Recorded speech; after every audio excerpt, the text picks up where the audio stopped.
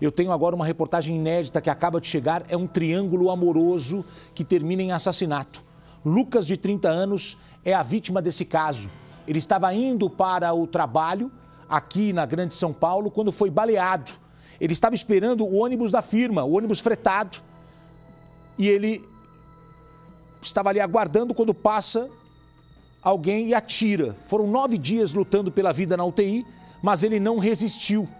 E aí, minha gente, aqui está o Lucas. O Balanço Geral descobriu agora que a esposa do Lucas, a Suelen, tinha um amante, conhecido como Ricardo. Só que agora, na investigação, a polícia descobriu que ele se chama Valdo.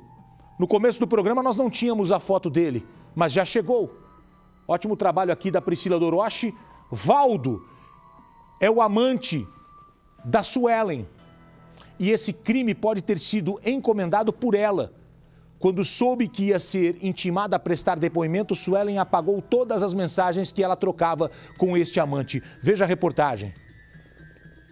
Noite do dia 21 de dezembro, 9 horas. Mais uma noite normal para Lucas Neves Rodrigues, de 30 anos.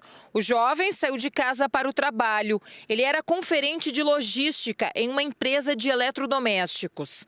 Mas não foi isso que aconteceu. Lucas não chegou ao trabalho e muito menos voltou para casa naquela noite. E não imaginava que seria a última da sua vida. Lucas estava neste ponto da rua Nipoã, em Várzea Paulista, na Grande São Paulo. Ele esperava o ônibus fretado para ir trabalhar quando foi atingido com 2 disparos na cabeça por 2 homens que chegaram em um carro e fugiram imediatamente. Lucas foi socorrido e no mesmo dia internado na unidade de tratamento intensivo. Lucas permaneceu 9 dias no hospital até que a morte cerebral foi decretada. Segundo a polícia, a investigação esclareceu que a esposa de Lucas, Suelen Aparecida Zeferino, juntamente com o amante Valdo, tiveram participação combinando o crime. A equipe de investigação acabou esclarecendo que a esposa, a Suelen, juntamente com o amante Valdo, eles tiveram uma participação combinando o crime.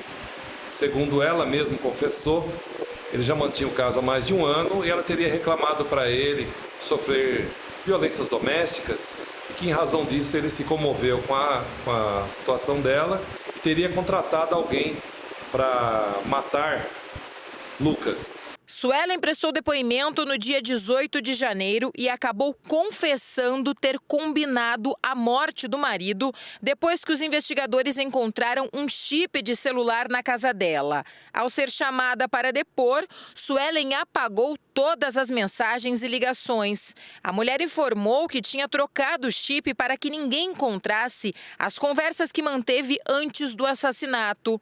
E depois da morte de Lucas, Suelen comprou um chip para conversar exclusivamente com o amante. Suelen disse aos policiais que conheceu o amante Ricardo antes da pandemia. Eles tinham um relacionamento extraconjugal. O marido Lucas tinha cisma do suposto amigo da esposa, Ricardo. Suelen também disse à polícia que Ricardo, além do romance, era confidente dela. Suelen falava para ele sobre as supostas agressões que sofria do marido. E mesmo com o término do relacionamento, segundo Suelen, ela e Ricardo continuaram trocando mensagens. O então amante disse a Suelen que daria fim à vida de Lucas. E essas promessas foram feitas inúmeras vezes à esposa de Lucas. Durante a investigação sobre quem seria o amante Ricardo, os policiais descobriram que, na verdade, o nome do homem é Valdo de Souza Brito. Ele tem passagens pela polícia. O amante havia dado um nome falso. Valdo teria dito para Suelen ficar tranquila, porque nunca descobririam quem matou Lucas, pois os responsáveis pela morte eram pessoas de fora e de muito longe, amando dele. Suelen também disse que Valdo nunca mencionou se pagou para o assassino e afirmava não ter medo de ser pego. Amigos relataram que Lucas nunca fez mal a ninguém. Era muito trabalhador e dedicado ao serviço. Suelen e Lucas têm 2 filhos, de 7 e 3 anos de idade. Ainda segundo o delegado do caso, as investigações continuam. Suelen e Ricardo foram indiciados pelo homicídio de Lucas. As investigações ainda seguem, mas a princípio são os fatos já que temos no inquérito, razão pela qual os 2 já são indiciados pelo homicídio de Lucas.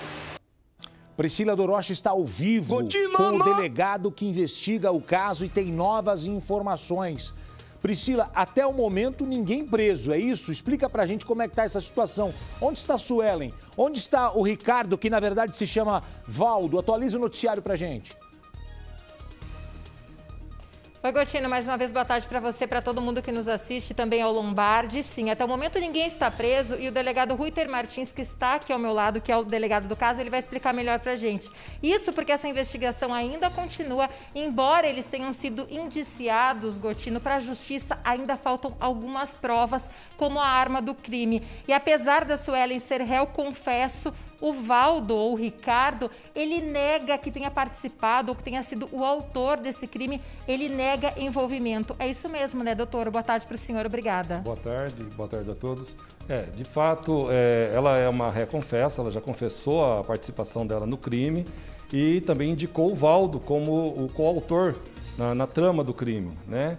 Então, isso já é um fato que é incontroverso. Mas agora a gente precisa de mais provas, precisamos achar esse suposto terceiro indivíduo, que nós não temos certeza se foi o próprio Valdo ou se existiu esse terceiro indivíduo, a arma do crime. Então precisamos de mais provas para que a justiça possa decretar a prisão, visto que já passou o estado de flagrância do caso. Doutor, num primeiro momento, Gotino, a Suelen ela chegou a colaborar com as investigações. A polícia chegou ao nome dela como envolvida no crime através desse chip. Como é que vocês chegaram que ela pudesse ter envolvimento na morte do esposo? Normalmente num caso de homicídio como esse, que não temos pistas iniciais, nós vamos ouvindo as pessoas mais próximas, familiares, amigos, até em busca de informações. A princípio não como suspeito, até como testemunha, né? Mas já no primeiro contato com ela já mostrou um certo nervosismo, já se mostrou estranha e acabou revelando o caso extraconjugal, né? Isso nos fez ainda fortalecer mais ainda a suspeita sobre ela. Numa segunda visita feita à casa dela, que ela estava se mostrando colaborando com a investigação, os policiais encontraram, por acaso, um chip de telefone, que ela se mostrou muito nervosa, né? E nesse momento os policiais aproveitaram para fazer o interrogatório e ela acabou confessando. Doutor, a gente teve a informação também que na investigação vocês apuraram que ela relatava para o Valdo que sofria agressões do Lucas. Tem boletim de ocorrência, alguma medida protetiva em relação a isso, ou era o que ela falava para o Valdo? Nós não encontramos nenhum registro de nenhuma forma de violência doméstica.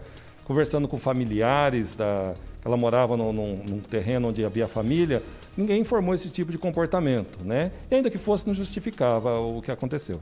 Doutor, muito obrigado pela sua participação aqui no Balanço Geral. Gotino, como a gente vem falando desde o início do programa, as investigações continuam. A equipe do Dr. Ruiter, assim como eles, já indiciaram essas 2 pessoas e assim que tiver esse inquérito fechado, a gente pode dizer assim, e a prisão dos 2, a gente vai mostrar aqui na tela do Balanço, Gotino.